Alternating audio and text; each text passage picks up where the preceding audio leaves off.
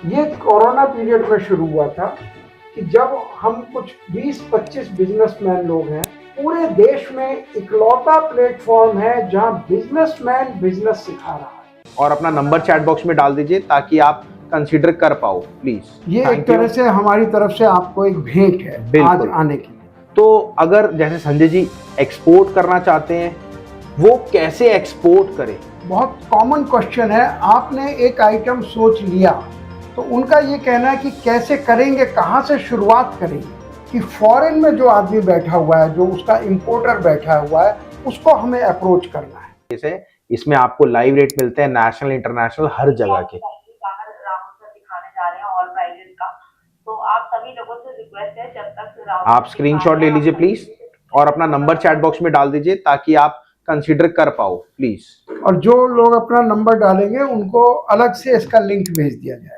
बिल्कुल, ये एक तरह से हमारी तरफ से आपको एक भेंट है आज आने के लिए। बिल्कुल बिल्कुल। अब बात करते हैं हम मिस्टर संजय जी से।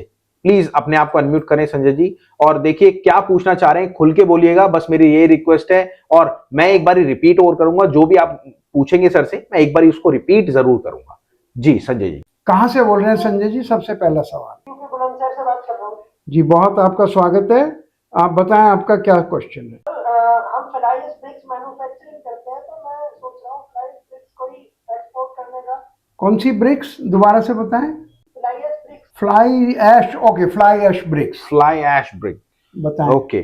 देखिए संजय जी, बिल्कुल मैं आपको बताता हूं, मैं आपको म्यूट करूंगा। सर फ्लाई ऐश ब्रिक की आजकल बहुत ज्यादा डिमांड हो रही है, तो अगर जैसे संजय जी एक्सपोर्ट करना चाहते हैं, वो कैसे एक्सपोर्ट करें और उसकी डिमांड कहां कहां पे है, कौन कौन सी कंट्री में है, उसको कैसे वो पता करें? संजय जी यही क्वेश्चन है आपका? थंब रेज कर दीजिए प्लीज। जी प्लीज। जी संजय जी, आपका सवाल का मैं थोड़ा लंबा जवाब, बड़ा जवाब इसलिए दूंगा कि वो एक और बहुत कॉमन क्वेश्चन है। आपने एक आइटम सोच लिया कि मुझे ये करना है, तो उनका ये कहना है कि कैसे करेंगे, कहाँ से शुरुआत करेंगे। तो हम ये कहते हैं शुरुआत के लिए सबसे ज़्यादा जरूरी है कि फॉरेन में जो आदमी बैठा हुआ है, जो उसका इंपोर्टर बैठा हुआ है, उसको हमें अप्रोच करना है।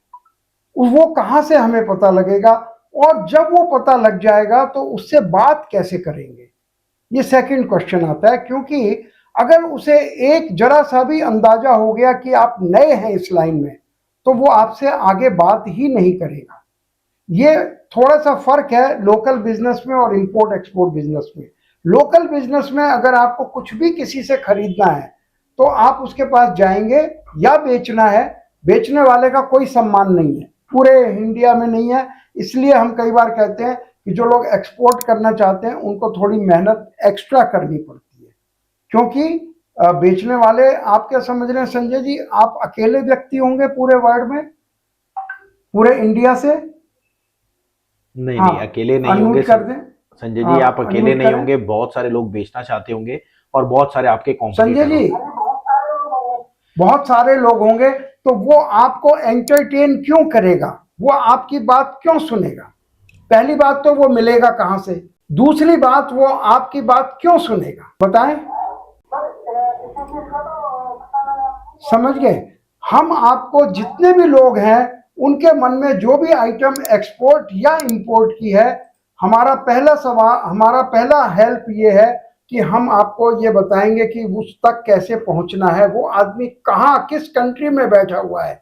एक नहीं, ऐसे 50 आदमी कहाँ कहाँ बैठे हुए हैं। जब आप 50 से बात करेंगे तो उसमें से हो सकता है एक आदमी के साथ आपकी बात बने।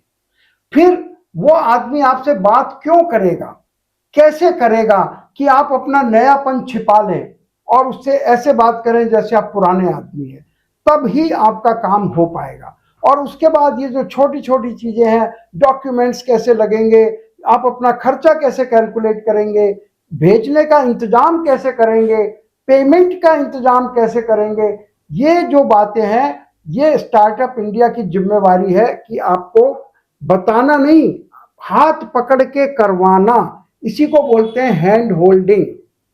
अब उसमें हैंड होल्डिंग में आपने हमारा हाथ पकड़ा हुआ है और हमने आपका हाथ पकड़ा हुआ है, यानी तब ही जाके ये जो इंपोर्ट और एक्सपोर्ट का जो नैया है वो पार लगती है। ठीक है संजय जी, इसमें जितने भी रिलेटेड चीजें हैं वो स्टार्टअप इंडिया की जिम्मेवारी है आपको कराना। समझ आया आपको? हेलो, कोई, चलिए अब आप नेक्स्ट पे चलें। संजय जी बिल्कुल का हो बिल्कुल, गया। संजय जी का हो गया। अब आप पारस जैन जी ने अपना ओपन किया हुआ है। पारस जैन जी प्लीज। प्रीतम जी आपने ओपन किया हुआ है लेकिन आपने अपना कैमरा ओपन नहीं किया, इसीलिए अभी बाद में लेंगे। अमजद राणा जी नेक्स्ट आपका है, प्लीज रेडी रहिएगा। राणा जी ने बहुत पहले ओपन किया था। बिल्कुल। अभी पारस जैन जी को ले लें। पारस जैन जी आप अनम्यूट करें अपने आप को। हाँ, हो गए आप। नमस्कार सर, कहाँ से बोल रहे हैं जैन साहब? सहारनपुर से बोल रहा हूँ सर मैं। जी जी, आप बताएं, आपका स्वागत है। बताएं आपका क्या क्वेश्चन है? मैं मर्चेंट एक्सपोर्टर काम करना चाहूँ कपड़े का। जी। कपड़े का काम है, फैब्रिक का काम है मेरा। जी। तो मैं मतलब मेरे मन में क्वेश्चन जो है ये मतलब जिस कंपनी का माल मैं बेच रहा हूँ वो कंपनी एक्सपोर्ट करती है ऑलरेडी बाहर कंट्री में। ठीक है। रेमंड सीआरएम का काम करता हूँ, ब्रांड का अपना नाम जरूर सुना होगा। क्या नाम? Raymond CRM. हाँ, रेमंड सियाराम, बिल्कुल हर आदमी ने सुना हुआ है। उसके जैसे मैं बहुत कंपनी को मेरा काम होलसेल का काम है सहारनपुर में कपड़े का। ठीक है। तो मैं उनका कपड़ा एक्सपोर्ट करना चाह रहा हूँ। वो कंपनियां खुद ऑलरेडी एक्सपोर्ट करती है। जी। बायर मेरे से क्यों लेगा, वो डायरेक्ट कंपनी से तो लेगा। हाँ, बहुत बढ़िया क्वेश्चन है। हमारे मन में एक सवाल आता है, जैसे हम भारत में बैठकर सोचते हैं कि हमें डायरेक्ट जो मैन्युफैक्चरर है उससे मिल जाए, लेकिन जो बाहर बैठा हुआ आदमी है उसकी सोच ऐसी नहीं है। वो कहता है मुझे तो सही रेट मिलना चाहिए। अगर जैन साहब आपके मन में यह है कि आप डायरेक्ट मैन्युफैक्चरर से भी बढ़िया रेट दे सकते हैं तो आप एज ए मर्चेंट एक्सपोर्टर काम कर सकते हैं। और वो आप इसलिए दे सकते हैं कि इंडिया के अंदर, भारत के अंदर, हर देश के अंदर ऐसे बहुत से मैन्युफैक्चरर हैं जिन्हें इंपोर्ट एक्सपोर्ट या तो आता नहीं है या वो जा नहीं पाते हैं या वो जाना नहीं चाहते हैं, उनका सपना इतना आगे का नहीं है। आप उनसे ब्रांडेड कपड़ा लेकर और आगे एक्सपोर्ट कर सकते हैं। जो इंपोर्टर है उसके मन में ऐसा कोई मतभेद नहीं है कि ये मैन्युफैक्चरर ही होना चाहिए।